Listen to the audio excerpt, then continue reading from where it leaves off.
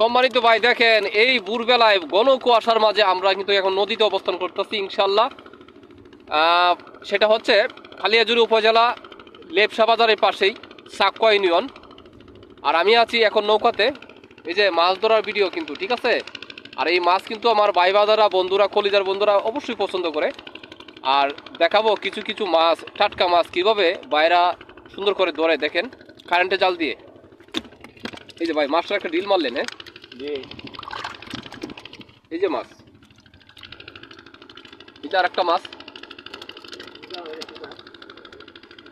ভাই এটা কি মাছ? এটা গুসা মাছ। এটা কত টাকা কেজি চলে?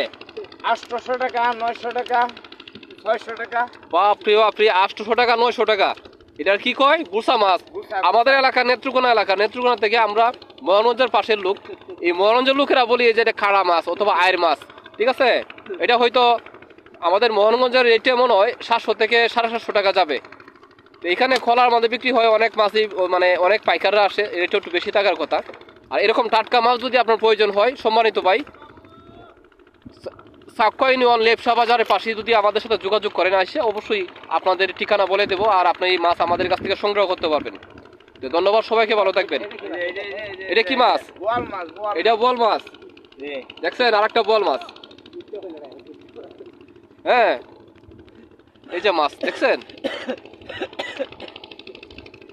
তো এই ভিডিওটি ভালো লাগলে অবশ্যই শেয়ার করে দিবেন, আপনিও দেখবেন, আরেকজনের দেখার সুযোগ করে দিবেন। ধন্যবাদ সবাইকে, ভালো থাকবেন।